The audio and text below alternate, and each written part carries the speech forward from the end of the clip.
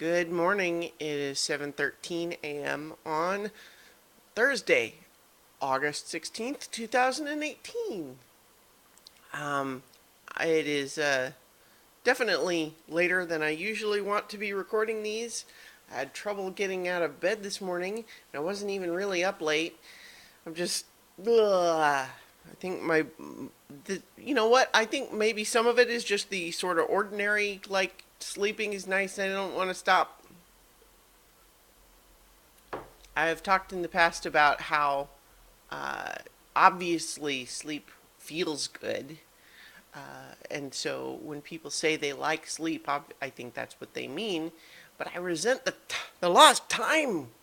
Darn it. The time. Uh, I don't know what that's all about.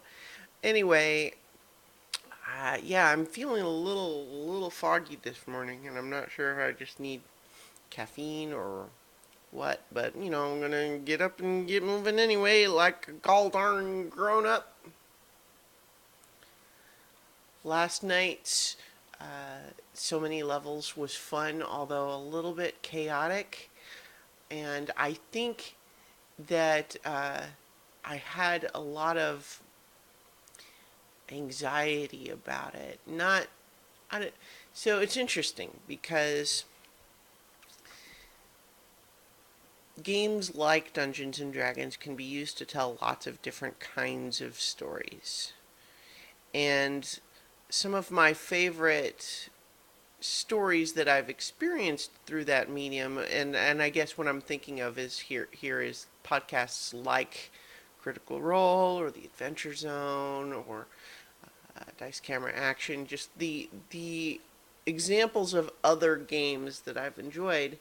There's ones where it is almost entirely dependent on what the players do.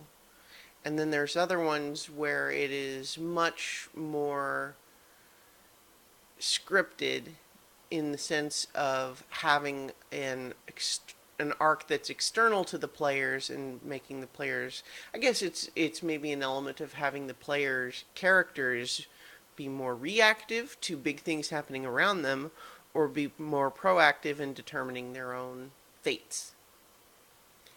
And obviously, like, there's a balance.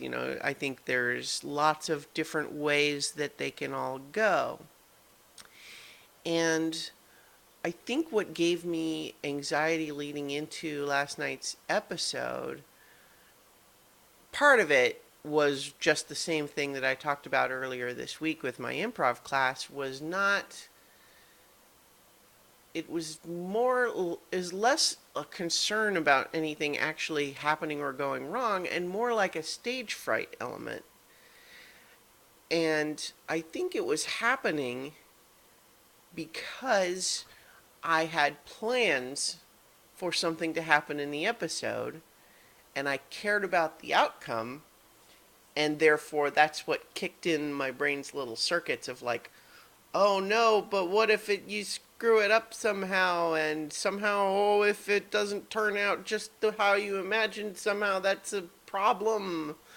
And neither of those things are true, in the sense of screwing it up somehow is, in a game like this, you could say the only way you could really call it screwing up, I think, is if it leaves someone unhappy with the result in a outside the game way, right?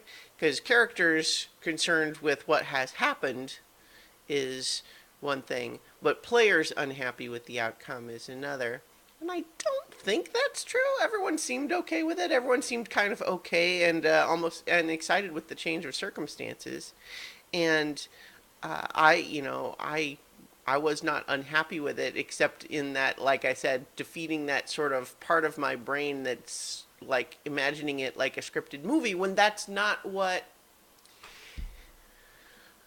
I had the first session of my Improv 701 earlier this week, and one of the things that came up during class actually ties into this extremely well, which is the idea of sometimes during an improv, montage, which is just a collection of scenes that kind of lead from one into the next.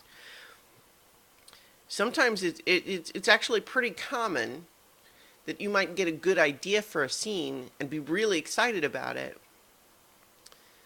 but then something else happens and the moment passes. And sometimes what happens there is you come up with this great idea of like, oh my gosh, this is going to be a perfect callback to what just happened in that scene.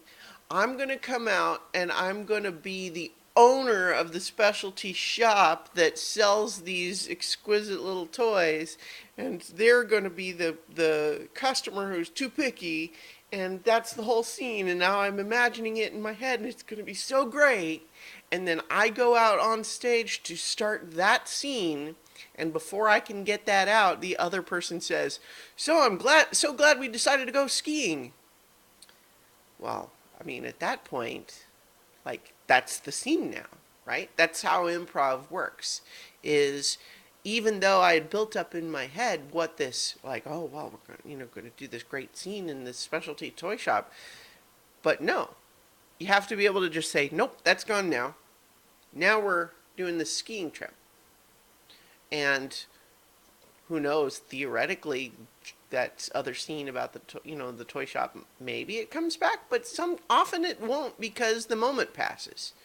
And I think that there's an element of that in a game like Dungeons and Dragons, when just by virtue of thinking about something a lot, you can start to form expectations in your head, and then it's not even about what actually happens being better or worse than your expectation. Even if it's just different, that sets off little alarm bells in our brains, right? Boy, I'm rambling on this a lot because it's something that kind of really I think about a lot, but our whole personality, I mean, this is an oversimplification to an extent for sure, but so much of our behavior comes from the fact that our brains want the expected and the unexpected at the same time in a contradictory way. We want novelty, but we also want what's familiar. And those things are at opposition. And it's not a matter of choosing one, because we get both all the time.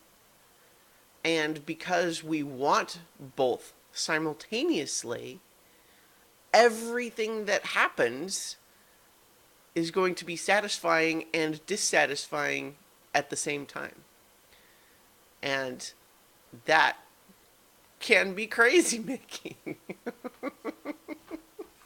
I don't want to make it sound like I'm unhappy with last night's game, because I'm really not. It's more just a matter of, like what I just said, is that without even intending to, I sort of built up expectations in my head about things playing out a certain way, and they didn't play out quite that way. And as a dungeon master, I don't want to try to force things to always turn out a certain way. But at the same time, I can also be a little bit like the captain of the ship, right? Steering a little bit. After all, I'm the one that threw the iceberg in the water ahead of the ship.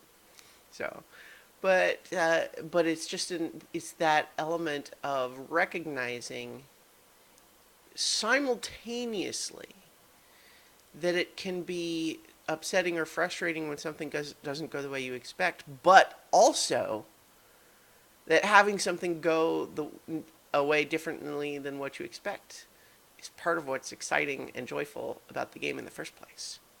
So that's cool, I guess. Anyway, I'm late, so I gotta get to work, so I'll talk to you tomorrow for 5 more minutes.